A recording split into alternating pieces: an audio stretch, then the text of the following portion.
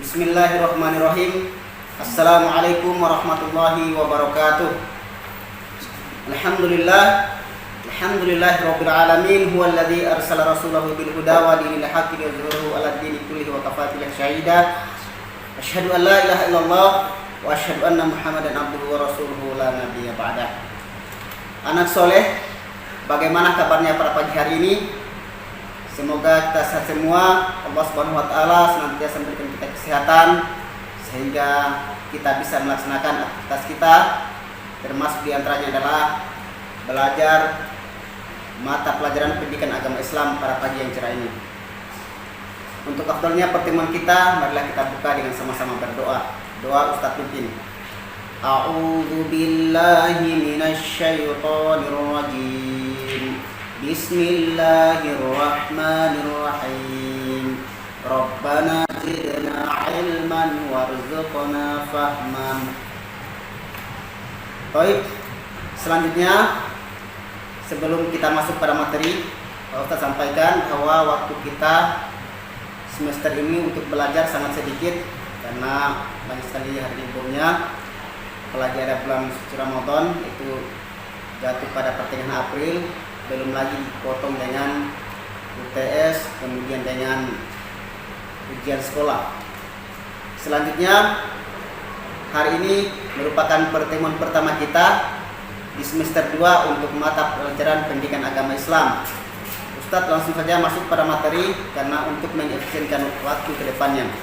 Materi kita pada hari ini yaitu tentang isi kandungan surah Al-Maidah ayat 2 dan 3 dan surah Al-Hujurat ayat 12 dan 13. Sebelum kita masuk pada materi, Pak Ustadz sampaikan untuk anak soleh dan soleha masing-masing membuka Al-Qur'annya atau mushafnya surah Al-Maidah ayat 2 dan 3 kita telaki dulu. Kemudian sebentar dilanjutkan dengan Quran surah Al-Hujurat ayat 12 dan 13. Ustadz pimpinnya. A'udzu billahi minasy syaithanir rajim. Bismillahirrahmanirrahim.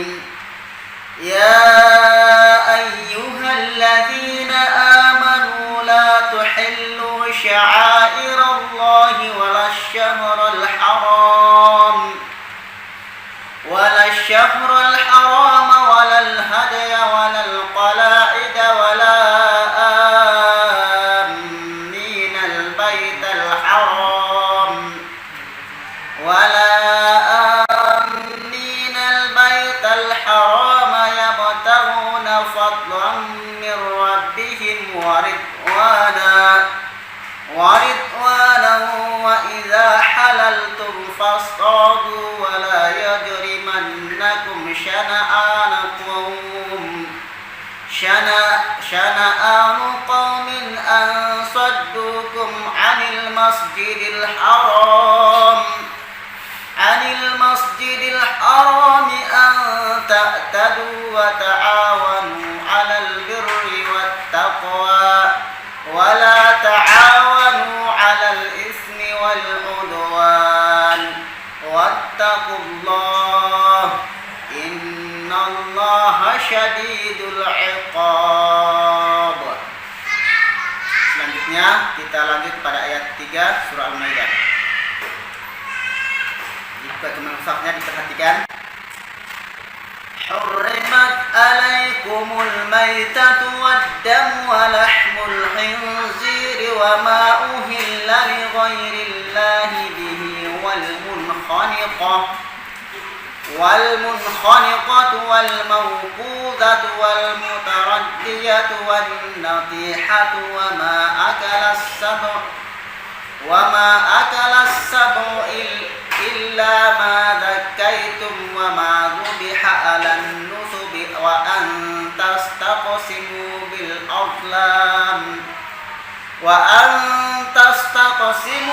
azlam dhalikum fisq. Al-yawma ya'isal ladzina kafaru min dinikum fala Fala takhshawhum wakhshawni al-yawma akmaltu lakum dinakum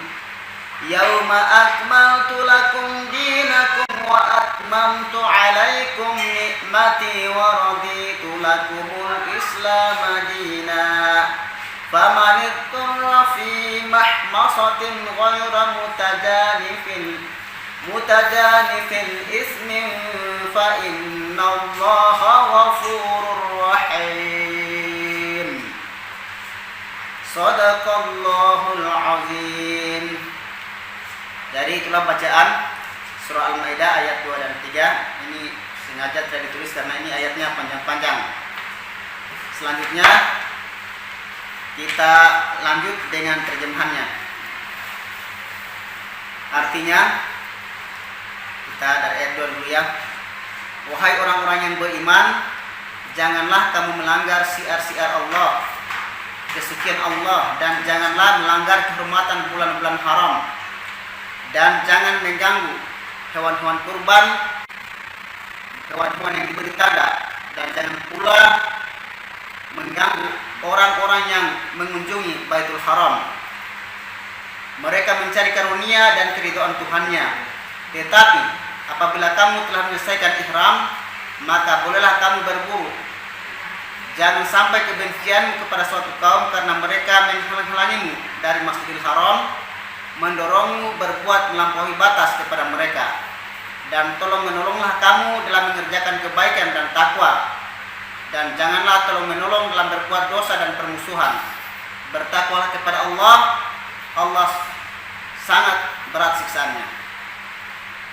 Ayat 3, terjemahannya, diharamkan bagimu memakan bangkai, darah, daging babi, dan daging hewan yang disembelih bukan atas nama Allah, yang tercekik, yang dipukul, yang jatuh, yang ditanduk, dan yang diterkam binatang buas, kecuali yang sempat kamu sembelih. Dan diharamkan pula yang disembelih itu berhala, dan diharamkan pula mengundi nasib dengan azlam, anak panah, karena itu suatu perbuatan fasik. Pada hari ini orang-orang kafir telah putus asa untuk mengalahkan agamamu. Sebab itu janganlah kamu takut kepada mereka, tetapi takutlah kepada Aku, kata Allah. Pada hari ini telah Aku sempurnakan agama untukmu, dan telah Aku cukupkan nikmatku bagimu, dan Aku telah ridhoi Islam sebagai agamamu. Tetapi barang siapa terpaksa karena lapar, bukan karena ingin berbuat dosa, maka sungguh Allah Maha Pengampun lagi Maha Penyayang. Itulah terjemahan Al-Quran surah Al-Maidah ayat 2 dan 3. Selanjutnya kita lanjut kepada surah Al-Hujurat ayat 12 dan 13. Insya Allah sebentar kita akan jelaskan isi pokok atau kandungan dari kedua surah ini, yaitu surah Al-Maidah ayat 2 dan 3 dan surah Al-Hujurat ayat 12 dan 13.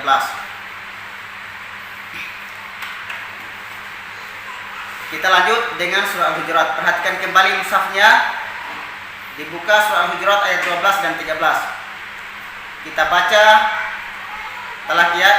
Ustaz baca, kalian ikuti.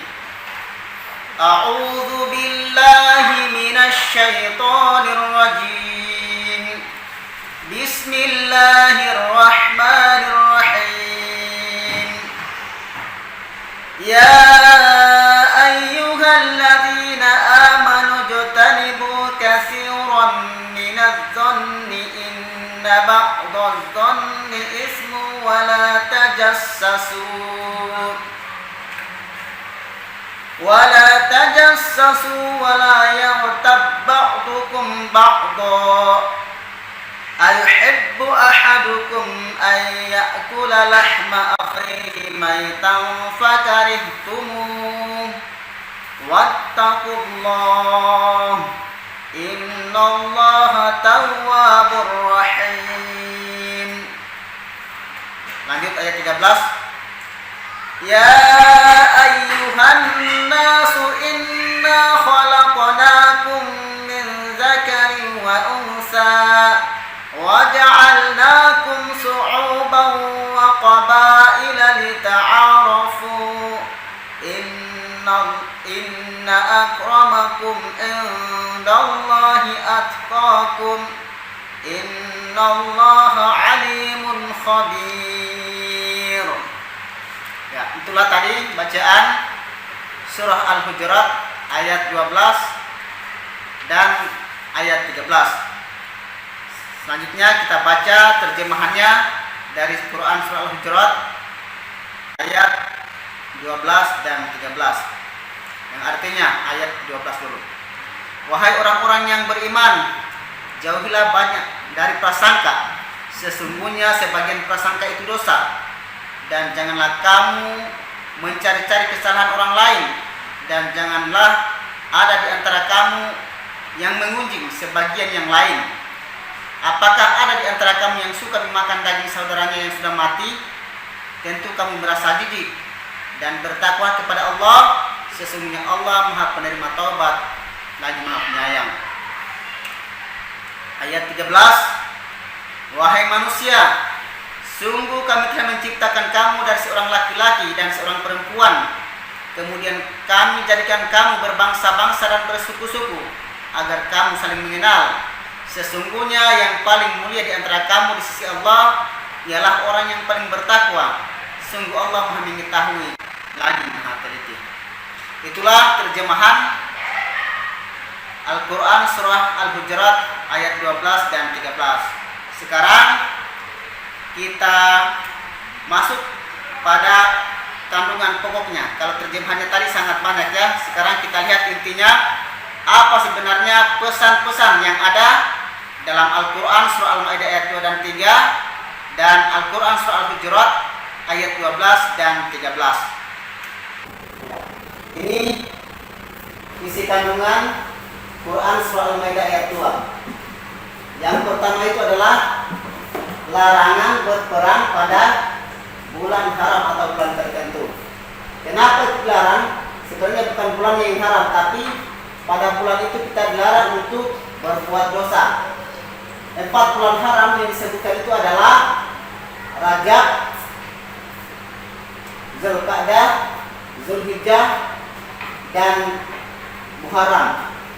Saya ulangi lagi. Yang dimaksud yang bulan haram itu adalah dilarang berbuat dosa pada bulan itu, yaitu bulan Rajab, yang hal ini terang ya, Zulqa'dah, Zulhijjah, dan Muharram. Yang kedua, larangan menyiksa binatang. Ini perlu kita ketahui, terutama pada saat hari raya Idul Adha, bisa kita menyembelih binatang itu. Ini kita harus perhatikan. Jangan sampai kurban atau yang hewan hendak kita sembelih, ketika kita menyembelihnya itu dia masih tersakiti. Misalnya salah satu contoh, ketika kita hendak menyembelihnya, alat yang kita gunakan tidak tajam, tumpul, sehingga sangat susah dan sangat lama proses menyembelihnya. Kemudian juga menyembelih binatang di depan temannya sendiri. Kalau bisa itu kita usahakan semaksimal mungkin ada penghalang, sehingga pada saat kita timpakan darahnya temannya tadi tidak dilihat. Yang ketiga, perintah tolong-menolong dan kebaikan. Jadi ini Al-Quran sendiri memerintahkan kita untuk tolong-menolong dalam kebaikan. Banyak sekali yang kita bisa laksanakan dalam kebaikan itu. Misalnya kalau kita punya uang, dengan uang. Kalau misalnya kita dengan pengetahuan, dengan pengetahuan. Kita punya tenaga, dengan tenaga kita. Bahkan dengan ide-ide kita yang baik untuk kebaikan saudara kita, teman kita, itu masuk juga dalam kebaikan. Yang keempat, tadi ini kebalikannya ya, dilarang tolong-menolong dalam keburukan. Hal-hal yang bisa merugikan orang lain, yang bisa merusak. Ada teman kita yang mengajak kita untuk berbuat itu, maka sebaiknya kita larang dia, kita cegah. Kalau kita tidak mampu, kita jangan bergabung, kita menghindar. Yang terakhir, perintah untuk bertakwa kepada Allah Subhanahu wa taala. Itulah isi kandungan surah Al-Maidah ayat 2. Selanjutnya kita pindah kepada ayat 3. Nah, yang pertama, larangan memakan bangkai, darah, daging babi, dan daging hewan lain yang disembelih atas nama lain selain Allah Subhanahu wa taala. Misalnya seperti dengan menyebut nama berhala. Jadi itu masuk dalam ranah yang dilarang oleh Allah Subhanahu wa taala. Dan kecuali dua bangkai yang dihalalkan. Ingat, dua bangkai yang dimaksud adalah bangkai ikan dan belalang. Selebihnya itu diharamkan oleh Allah Subhanahu wa taala, kecuali harus melalui penyembelihan. Dan ketika menyembelih binatang, kita menyebut nama Allah. Kita baca Bismillahirrahmanirrahim, Allahu Akbar.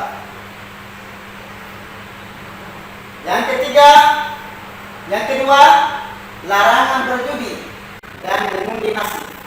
Nah, ini sangat jelas ya, berjudi dan mengundi nasib. Kalau orang-orang jahiliyah itu mereka memakai anak panah. Sekarang ini banyak sekali. Ada yang percaya primbon, itu juga dilarang ya. Mendatangi itu lebih-lebih. Karena itu bisa membuat sholat kita tidak diterima oleh Allah Subhanahu wa taala. Dan itu masuk kategori dalam syirik, di mana syirik ini adalah perbuatan atau dosa yang sangat besar yang diampuni Allah Subhanahu wa taala. Oleh karena itu kita jauhkan syirik ini dari kehidupan kita. Yang ketiga, dari memakan makanan haram apabila kalian terpaksa. Jadi di ayat ketiga tadi surah Al-Maidah, misalnya ini tapi jangan dibuat-buat, sangat terpaksa sekali. Misalnya kita sangat lapar, tidak ada lagi makanan, kalau kita tidak makan itu kita akan mati. Maka itu boleh kita makanan yang haram, tetapi itu pun jangan berlebihan, secukupnya saja. Sesungguhnya Allah itu ayat tadi dengan Allah Maha Pengampun penerima taubat. Jadi ayat ketiga ini menjelaskan tentang makanan. Kita jangan memakan bangkai, darah, daging babi dan daging hewan yang disembelih atas nama selain Allah Subhanahu wa taala. Kemudian larangan berjudi dan mengundi nasib. Selanjutnya Quran surah Al-Hujurat ayat 12. Yang pertama ini adalah larangan berburuk sangka, mencari kesalahan orang lain dan mengunci. Ini di sini ayat yang kedua dijelaskan bahwa ternyata balasan orang yang menguji itu adalah umpamaannya bagaikan memakan bangkai saudaranya yang sudah mati. Ini tentu sangat jijik ya, menjijikkan sekali. Karena itu kita jauhi yang namanya berburuk sangka, mencari kesalahan orang lain dan mengunci. Karena balasannya itu adalah bagaikan memakan bangkai saudaranya yang sudah mati. Kemudian kita diperintahkan untuk bertakwa kepada Allah Subhanahu wa taala. Ayat ke-13 menjelaskan bahwa Allah itu menciptakan manusia dari seorang laki-laki dan perempuan, berbangsa-bangsa, bersuku-suku, banyak sekali ragamnya. Ada yang berkulit hitam, putih, coklat dan seterusnya, yang berrambut lurus, keriting, itu berbagai macam. Itu kehidupannya di hadapan Allah sama. Tidak ada yang membedakan bahwa saya ini ganteng, cantik, semuanya sama di hadapan Allah Subhanahu wa taala. Yang membedakannya adalah hanya tingkat ketakwaannya kepada Allah Subhanahu wa taala. Ulangi, semua manusia kehidupannya sama di hadapan Allah. Tidak memandang kulit hitam, kulit putih, tetapi yang membedakannya cuma satu, yaitu ketakwaannya kepada Allah Subhanahu wa taala. Siapa yang paling takwa, itulah yang paling mulia di sisi Allah Subhanahu wa taala. Makanya banyak ayat tadi ini ditutup dengan kita diperintahkan untuk bertakwa kepada Allah. Karena kalau kita ingin mulia, maka kita harus bertakwa kepada Allah Subhanahu wa taala. Kita harus menyadari eksistensi dari kita, bahwa kita ini pada dasarnya akan kembali kepada Allah, dan kemuliaan kita bukan dari paras, bukan dari warna kulit, tetapi dari nilai-nilai ketakwaan yang kita miliki. Baik, inilah intisari dari atau pokok kandungan surah Al-Maidah dan Al-Hujurat. Harapannya setelah kita mengetahui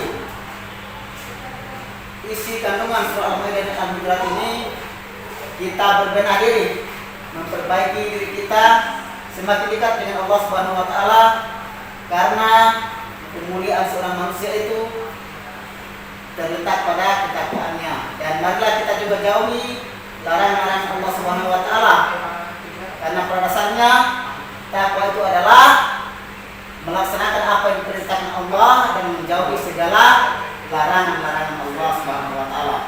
Anak soleh dan solehah, untuk pertemuan kita pada pagi hari ini kita cukupkan. Selanjutnya kita lanjut pada LK. Baik, selanjutnya kita masuk pada LK. LK-nya cuma satu nomor ya. Tuliskan Quran Surah Al-Hujurat ayat 13 beserta terjemahannya. Jadi Pak Ustadz sudah tuliskan ini Al-Quran Surah Al-Hujurat ayat 13. Nanti sebentar ikuti, bisa juga ikuti dalam Al-Quran pakai mushafnya, kemudian ditambahkan dengan terjemahannya.